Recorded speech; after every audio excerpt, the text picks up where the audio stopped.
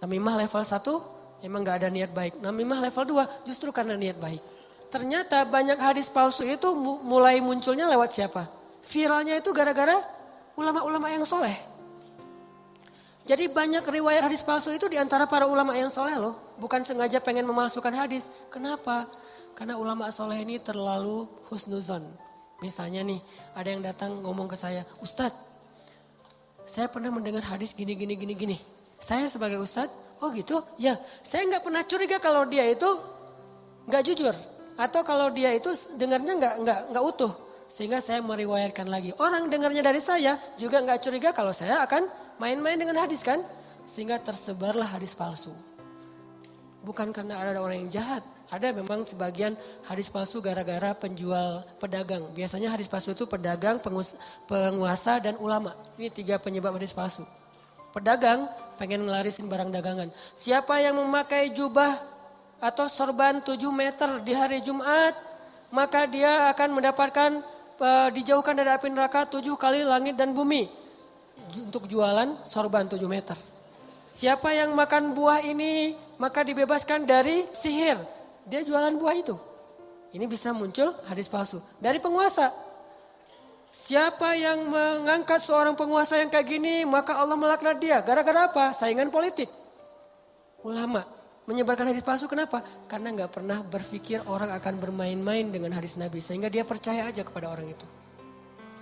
Baru nanti di masa berikutnya, ulama ketika ngelihat banyak banget hadis palsu, mereka perbaiki. Ini riwayatnya dari siapa, ini dari siapa. Bisa jadi periwayat hadis palsu itu adalah orang soleh, ulama besar. Kenapa bisa ngeriwayatin? Husnuzon. Gak mungkinlah dia bohong atas nama Nabi. Langsung diriwayatkan balik kepada orang lain. Orang yang mendengar, gak mungkinlah ustadz bohong atas nama Nabi. Terus saja hadis palsunya nyebar. Itu teman-teman. Jadi namimah, mengadu domba juga bisa kayak gitu. Gara-gara kita terlalu akrab dengan teman kita. Kemarin ada yang ngomongin kayak gini, benar gak? Siapa? Si Fulan. Tapi ini aku karena ke kamu dekat ya teman, jadi aku sampaikan nih. Terus yang teman yang dengarnya, makasih ya udah disampaikan. Kenapa makasih? Harusnya kita bilang, lain kali jangan disampaikan ya yang kayak gitu-gitu ke saya. Harusnya kayak gitu. Kenapa kita malah makasih? Makasih ya udah nyakitin hati saya kan gitu kan ya bahasa lainnya mah ya. Makasih ya udah bikin malam saya gak tenang. Makasih ya udah bikin saya bete. Buat apa? Jangan disampaikan.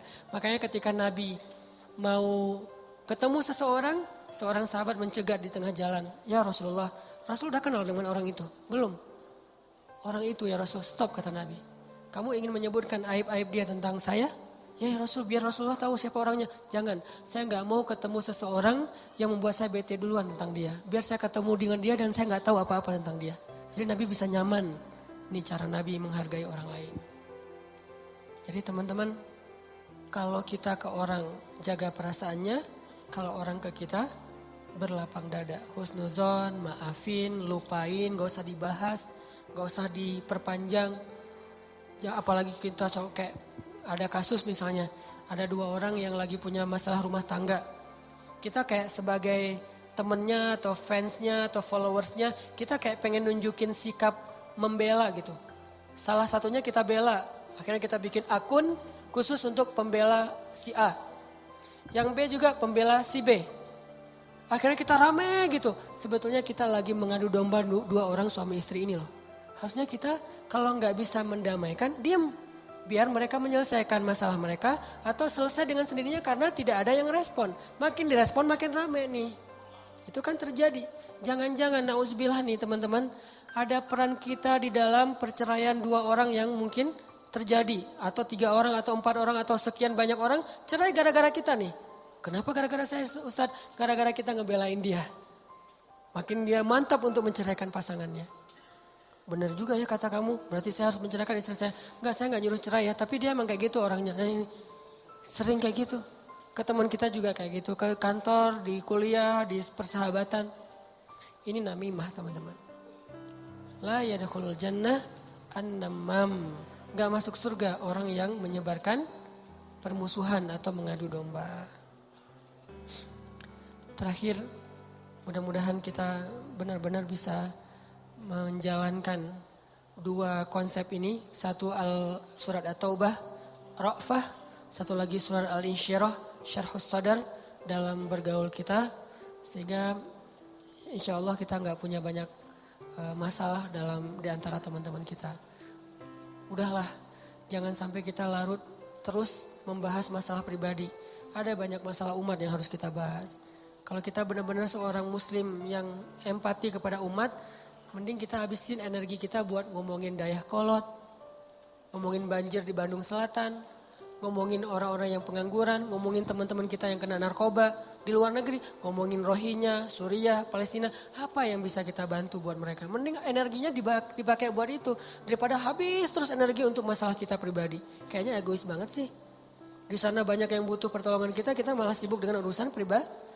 Itu buat saya itu nggak keren. Kita terlalu egois membahas masalah pribadi. Boleh, tapi porsinya jangan kegedean. 30% aja, 70%-nya untuk umat.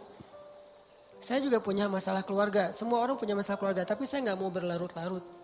30% aja, sisanya kalau saya ketemu sama teman, pasti yang dibahas masalah kemaslahatan umat. Mudah-mudahan ini bermanfaat. Mohon maaf kalau ada salah kata.